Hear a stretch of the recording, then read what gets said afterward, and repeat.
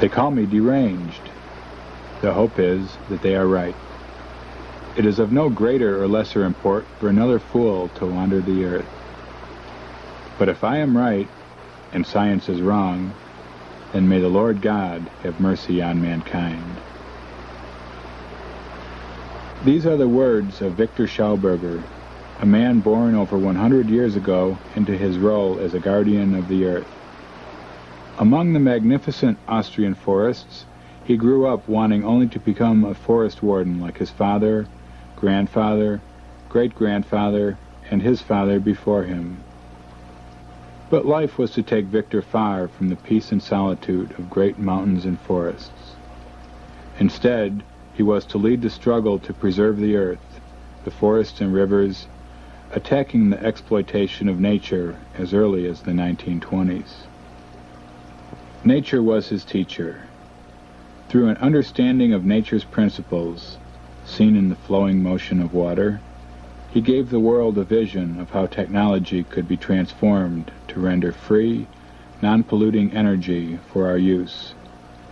He warned of the consequences facing humanity if the present death-oriented technology continues. He died, betrayed by the same powers who promised to make his dreams a reality, commercial gangsters who take all and give nothing back to the world.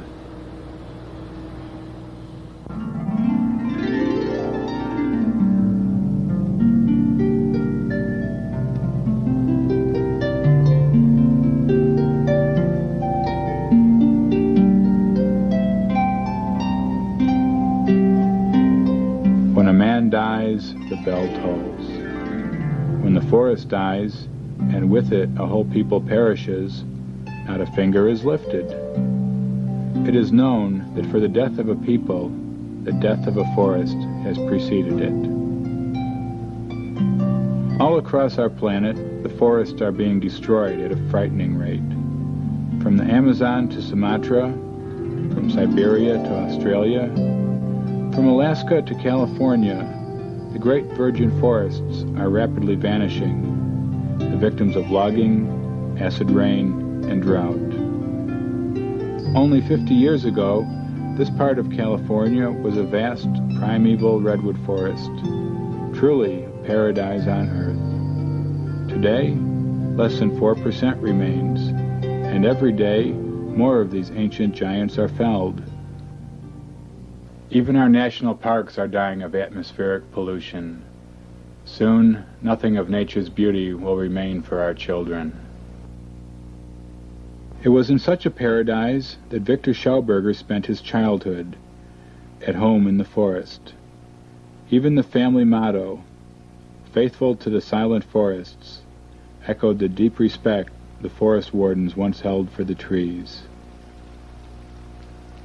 From an early age, he was a keen and astute observer of nature. He learned directly from nature, closely studying the relationship between the earth, the trees, and water. But water, the lifeblood of the earth, became his consuming passion, and he set out to discover its laws and character, to learn the secrets of its power. Far from being merely an inorganic substance, Viktor perceived water to be alive, and with its own cycle of birth and transformation into higher forms of energy. He spent hours studying the flow of the natural waterways, how water moves in characteristic patterns, how water currents become stronger in the early hours of the morning when it is coolest, and particularly during full moon. He recalled the stories passed down from his ancestors who utilized their knowledge of water to transport logs down from the high forested mountains.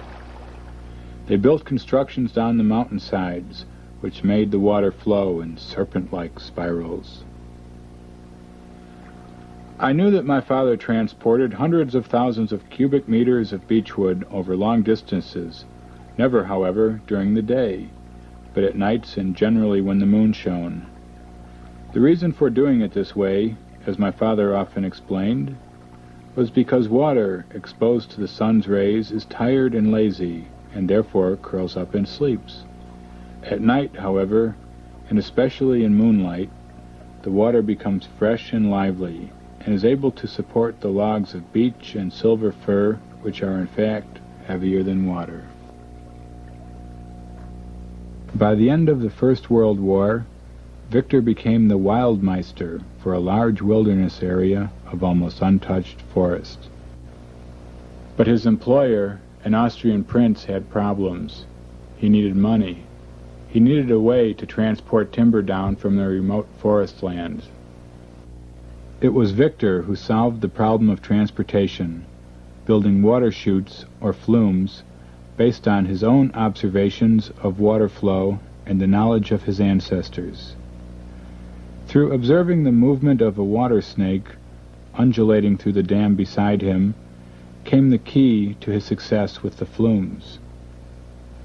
By imitating its movements, a combination of horizontal and vertical curves, the water chutes carried the heavy logs effortlessly. A patent for the artificial channel for transporting logs was granted in 1931.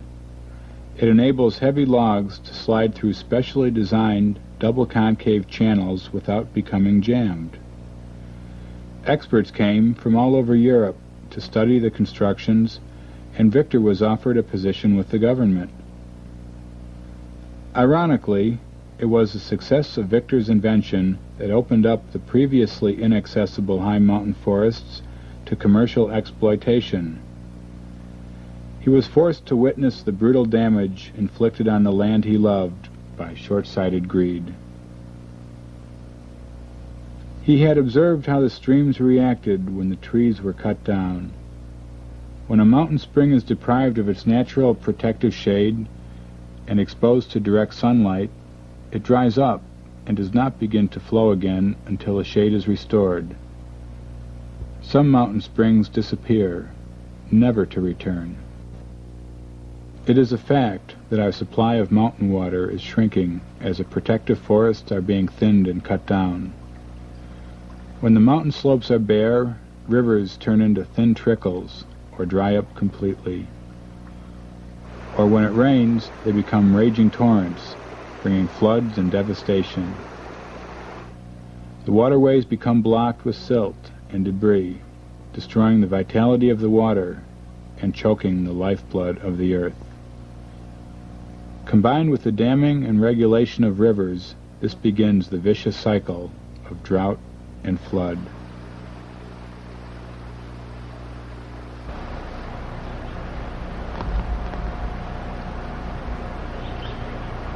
Here's some soil from the forest floor, still underneath the trees.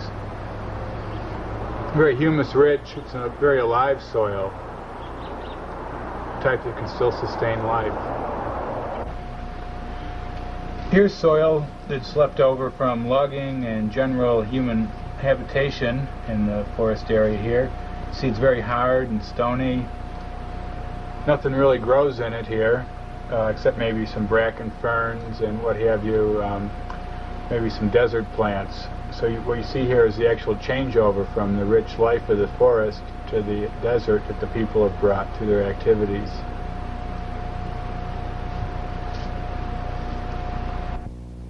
Viktor fought for years against unnatural methods of water regulation.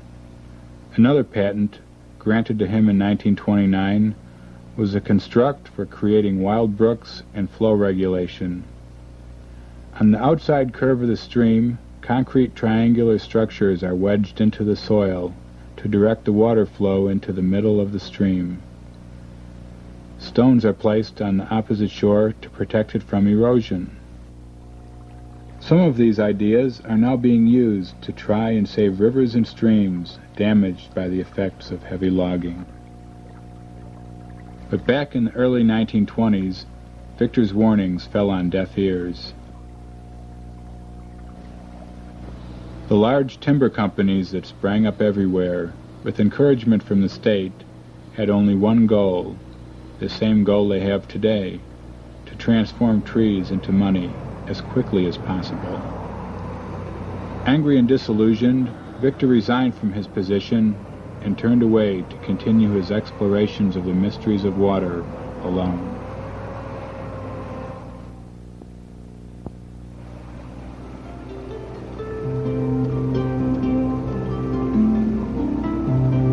Far back in history, there is evidence that men who have attempted to solve the riddle of water have been bitterly attacked. If the riddle surrounding the origins of water were solved, it would be possible to make as much pure water available as required in any location. In this way, vast areas of desert would become fertile. The concept of unrestricted production and cheap machine power is so revolutionary that the way of life all over the world would experience a change.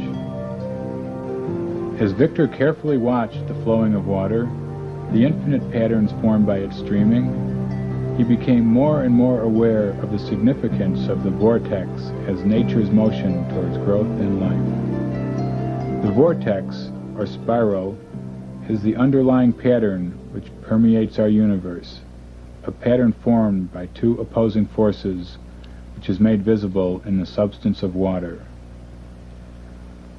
All life moves between two polarities. Without opposite poles, there can be no attraction and no repulsion. Without attraction and repulsion, there can be no movement, and without movement, no life. All that lives moves between an upward spiral toward growth and purification, or downwards through deterioration and degeneration towards death. But within nature, both forces always work in cooperation with each other. The form of motion which creates, develops, purifies, and grows is the harmonious hyperbolic spiral. The geometric spiral, which is the pattern of the galaxies in space, the basis of all planetary movement, the pattern underlying all forms of life, the natural flow of water, of blood and sap. In nature, we always find an open system, never a return to the same condition, as the spiral clearly shows. The purifying power of the vortex revealed itself to Viktor while sitting beside an Austrian lake on a hot summer day. Suddenly, he noticed with surprise that the water of the lake was beginning to move in peculiar spiral whirls.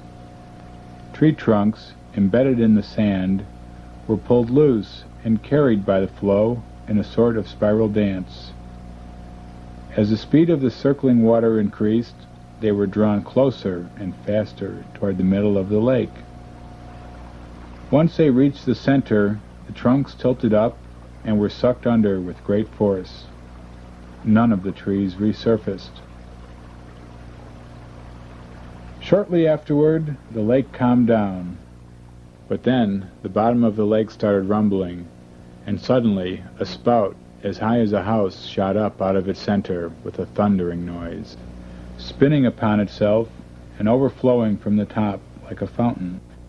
Then, just as suddenly, the spout collapsed, sending waves to splash against the shore. Viktor had witnessed how a lake without fresh water coming into it can spontaneously renew itself through the power of the archetypal spiral. On another occasion, Viktor was watching the spiraling flight of an eagle over a lake, suddenly dropping to be off with a fish in his talons. How he could catch fish without ever touching the water was a mystery. But as he watched, the eagle flew upwards, describing an ever-decreasing spiral. What happened next was so unbelievable that Viktor almost fell out of the tree. Fish in the lake were spiraling upward, just like the bird above. One after the other, like pearls on a string, they came closer to the surface. Because the spiral was becoming smaller, some of the fish were crowded together at the surface. A dark shadow fell over the spot, a little flash, and the eagle took off with its prey. As he studied the mysterious qualities of water, Viktor perceived it to be a substance which is alive, which is born from underground springs and develops to maturity. Its mysteries are similar to those of blood in the human body. Healthy blood is the carrier of life in the human organism, and living water plays the same role in the body of the earth. But when treated improperly, or polluted, water loses its vitality and can die. It was clear to Viktor that the continuation of life on earth depended totally on preserving the purity of our water. The natural course of water is a rhythmical meandering. This principle becomes manifest in all dimensions of flowing water, from the small trickle with its little rhythmical loops, through rivers whose loops grow ever larger, to the loops of the ocean currents surrounding the earth. As long as man had not disturbed the organic balance and Mother Earth was able to donate her blood, the water, to provide a healthy vegetation, there was no need to construct artificial canals, since the earth had already provided waterways. Today, however, when water is diverted from its source, all of life is dependent upon stale, unhealthy water. It is desperately important to rediscover nature's ways if human beings, animals, and the land are to be saved from decline and the earth is not to die from thirst. The most convincing and obvious proof that life is gradually perishing can be found in the streams and rivers of our industrial areas, which are already so polluted that they are no longer rivers, but streaming sewers. Here, the Chicago River is not only a chemical cesspool, but its flow has been artificially reversed. As a result of such widespread pollution, our underground water, including most private wells, and the springs which are the source of our water, are becoming contaminated and unfit to drink. They are now poisoning people, just as they have killed the fish which only a few years ago used to splash in them. When Viktor prophesied early this century that a bottle of water would soon be more expensive than wine, he was ridiculed by all the people around him.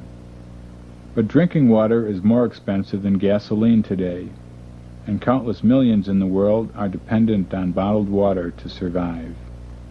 The droughts are getting worse. The underground water tables are falling lower than ever. Back in the early 1930s, Viktor set to work to build a machine that would produce good drinking water artificially. It would copy the natural processes of bubbling mountain spring water. His first plan for a water purifier developed into this egg-shaped apparatus for what became known as biosynthesis. In this process, small amounts of trace minerals and carbon dioxide are added to the water, which is then energized in darkness, set into a harmonious spiral motion by the specially shaped agitator. The dynamics of the water flow are simplified in this diagram. A cooling coil provides the temperature control, and the vessel is enclosed in an insulating shell to contain the implosion energy within. The egg shape, another of nature's secrets, was chosen by Viktor as a perfect form for a vortex chamber. An egg has a perfect curve for sustaining the momentum of a vortex within it. A central theme of Viktor's thinking was the cycloid space curve, observed in the motion of the planets as they orbit around the sun, while at the same time spinning on their own axes. They move in open spirals, or eggways, as Viktor called them. The spiral pipe incorporates this characteristic. It is conical and generally egg-shaped, except for an inner bend which causes the water to roll inwards, as shown in Viktor's egg geometry. Word soon spread that Viktor Schauberger could make living water, and people streamed to his home to try it, with excellent results. He became known as the water magician. The vitality of water can be measured by its electrical potential. Every drop manifests an electromagnetic field, as does every body on Earth. The structure of moving water consists of layers, and from the outside layer towards the center there is an increased density and an increase in electrical potential. The naturally spiraling movement of water in rivers and streams builds up the electrical charge, but when water is forced to flow through rigid channels and metallic pipes, it short-circuits and discharges its life force. Bacteria thrive in this medium, which is then treated chemically, with the end result of water, which for all intents and purposes is dead. As we can no longer gain any life force from such devitalized water, Viktor designed special spiral pipes to protect and preserve the living water. In this patent for the conduction of water, curved wedges are attached to the inside of pipes to direct the water into an inward spiral. Viktor believed that the damage to water caused by our iron and concrete pipes leads to cancer and other illnesses so prevalent today. In this patent, a device is placed in the pipe or tube to create a vitalizing whirling motion of the water. In this patent, granted in 1958, the tube shown crosswise is egg-shaped with an inner bend and is wound in a spiral fashion to reduce the loss of flow speed. As he struggled with the problems involved in rejuvenating water, Viktor was also deeply concerned with the principles behind modern technology, which is both incredibly wasteful and destructive, and which ultimately threatens all life on our planet. As mentioned earlier, there exist two forms of motion within nature, one that builds up and creates, and the other that breaks down and destroys. This depends on whether the driving force is centripetal, moving towards the center, or centrifugal, moving towards the outside. The centrifugal force leads to destruction, dissolution, and gravity. The centripetal force leads to growth, enrichment, and levity. The ancient symbol of the swastika expresses this dynamic dualism which is true on every level of manifestation. Thus we have spirit and matter, activity and passivity, life flow and life withdrawal, evolution and destruction, implosion or explosion. In nature, there is a continuous switch from one movement to the other. But if development is to occur, then the movement of growth must be predominant. Our technology recognizes only one type of motion, the centrifugal force, which leads to heat, combustion, and explosion through friction and pressure. Through concentrating on the destructive force of explosion technology, we see the breaking down and burning of our fossil fuels and other resources, the disintegration of our environment, and the ultimate manifestation of the death technology, with nuclear reactors spewing out radioactive waste and other poisonous residues. Instead of nature becoming a garden of beautifully blossoming flowers, it becomes a filthy dirt heap of ugliness and death. On the other hand, the implosion technology of Viktor Schauberger is creative, purifying, and constructive. The centripetal motion of the vortex is a suction force which creates an intense vacuum. It cools rather than heats and increases the electrical potential of the water. During hurricanes, twisters, and tornadoes, the same spiraling suction forces are at work, and they can easily lift tons of seawater, whole buildings, or even railroad trains which lie in their path. Imagine what could be achieved if it were possible to produce them by mechanical means.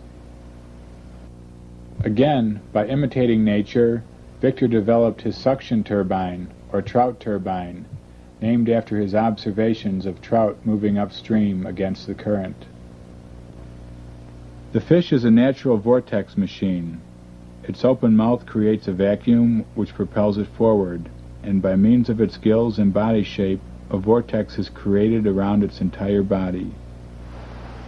Viktor described one occasion on a clear moonlit night when he watched a large trout move into a whirlpool at the foot of a waterfall. As he watched, the trout floated out of this vortex and up the waterfall, as if drawn by an invisible force. In his trout turbine, or implosion motor, water, or air, is guided through a vortex funnel and through specially designed spiral curved pipes toward a central point which forms a strong vortexian motion, condensing and cooling the water. In these pipes, the resultant suction reduces friction and a biological vacuum or negative pressure is created and energy is increased. Totally opposed to the plundering of fossil fuels such as oil from the earth, Viktor had said his motor produces its own driving source through the diamagnetic use of water and air. It does not require any other fuel such as coal, oil, or uranium, since it can produce its own energy by biological means in unlimited amounts, almost without cost. This power generator was claimed to have created a strong enough electrical field to light up the surroundings like bright daylight. In the Wasserfaden, or water thread experiment, originally carried out by Lord Kelvin, repeated by Viktor and his son Walter, and now demonstrated publicly by Retta and Walter Baumgartner, the electrical potential of moving water is made visible to the onlooker. The electrical potential of a very fine stream of water is collected to produce sparks and light up a neon bulb. To understand the water thread experiment, let's take a look at this simple diagram. At the top, we have a water tank that has two nozzles, allowing two streams of water to drop down into two bowls or buckets. That's the basic. Then inserted in that, first we have two copper discs, each one with a hole in the center to allow the stream to go through, and two copper plates, one in each bowl, receiving the stream at the bottom. The copper plate on one side is connected via copper wire to the copper disc on the other side, and vice versa, with no connection between the wires. When the streams start to flow, the first thing that's noticed is that the water begins to curve up and tries to reach back to the copper disc. That is, it takes on a levity function and goes counter to gravity. When this experiment is performed in the dark, if a neon bulb is put into the stream, contrary to known laws of electrostatics, it will light up. If a vacuum tube is connected either to the copper plate or the copper disc of either side, it will glow brightly, the brightness depending on the quality or liveliness of the water. If one touches the copper disc, they will certainly get a small shock. This experiment shows the levitational powers of a vortex in the egg shape. This is an egg on a string here, in a stream of water.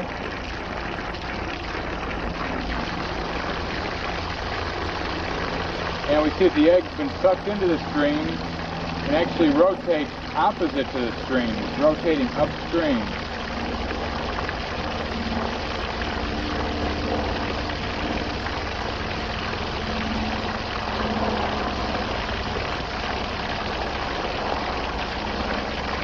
Again, we'll see that it's sucked in.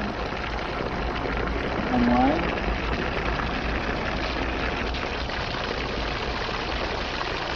And we'll see again go in reverse to the flow.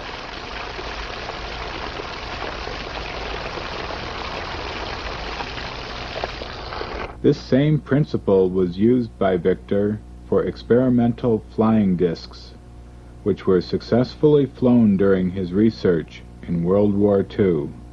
In the implosion motor, a diamagnetic field was developed which made the lifting power possible. On the 19th of February, 1945, near Prague, the first test of an unmanned flying disc took place. In 3 minutes it climbed to a height of 15,000 meters and attained a horizontal speed of 2,200 kilometers per hour. It could hover motionless in the air and could fly as fast backwards as forwards. This flying disc had a diameter of 50 meters.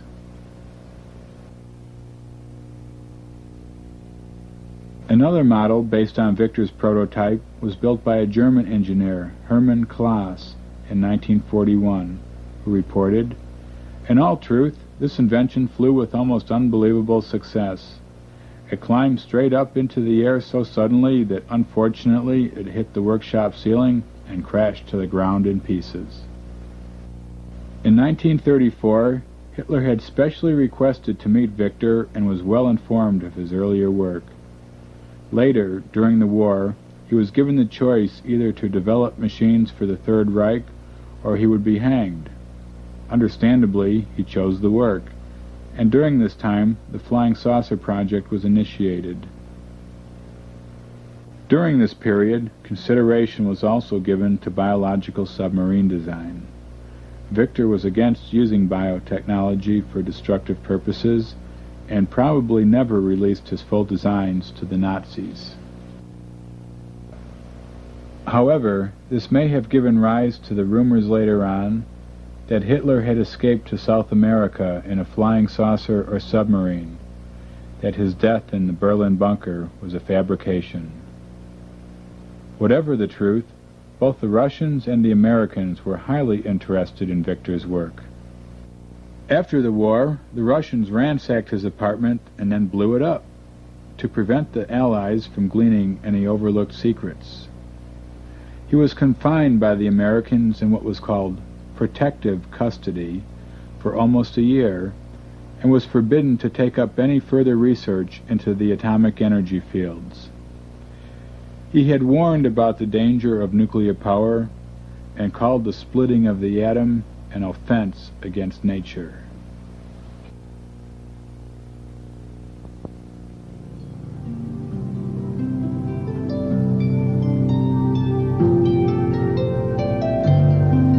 With few resources left to him, Viktor concentrated on agricultural problems.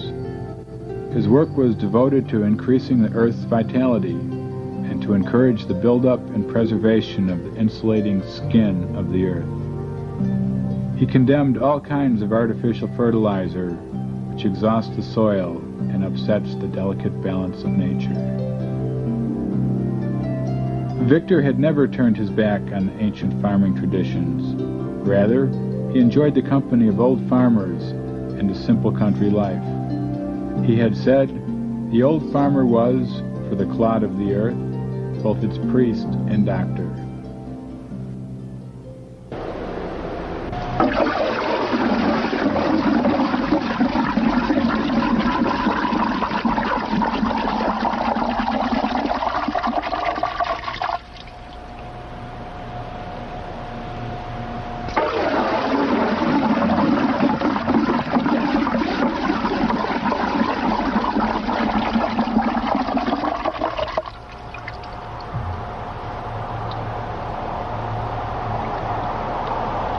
In Schauberger's writings, he relates one ancient practice that had survived up to his time, and that was called the practice of clay singing.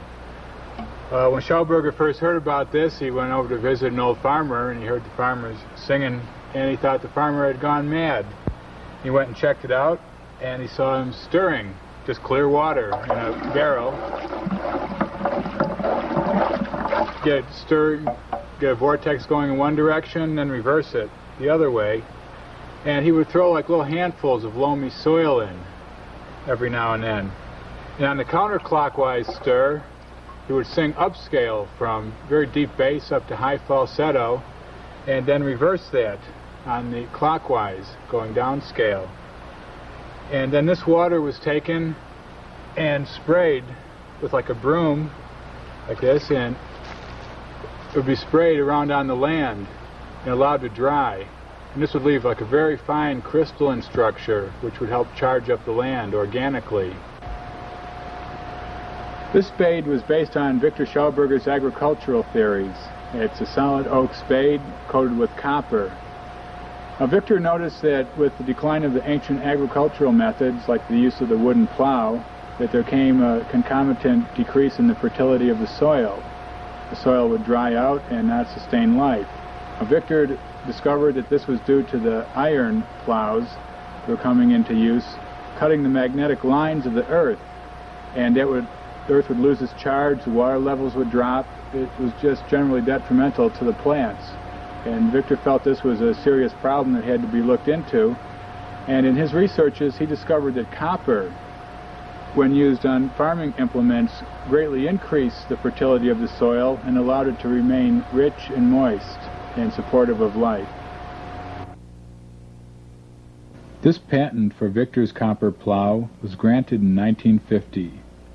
Many of these golden plows, as they became known, were manufactured, but pressure from the fertilizer industry halted their production. He also worked on this model for a spiral plow, which would move the earth in a centripetal motion, copying the work of a mole as it burrows underground. This type of implement opened up a whole new field of biological machinery for agriculture. But despite his wonderful discoveries, and with increasing bitterness, Viktor realized that all of his attempts to alert the establishment to the breakdown of the ecological order were falling on deaf ears. He had fought all his life for the water, the forests, and the earth itself, but had in return been attacked, persecuted, and impoverished. His health was also failing. It was then that two Americans appeared and offered unlimited funds if he would travel to America and impart his knowledge for the good of humanity. Or so they said. Viktor and his son were flown to Texas and taken to the solitude of the desert, far from his beloved forests and streams. There was no communication with the outside world. The post was censored. The funds never materialized, and Project Implosion, as it was called, became a nightmare experience.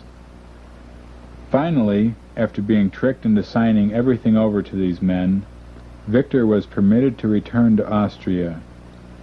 5 days after he returned home, he died in despair, saying, "They took everything from me. Everything. I don't even own myself." But his message of survival is more urgent than ever before. The only way left is a return to nature.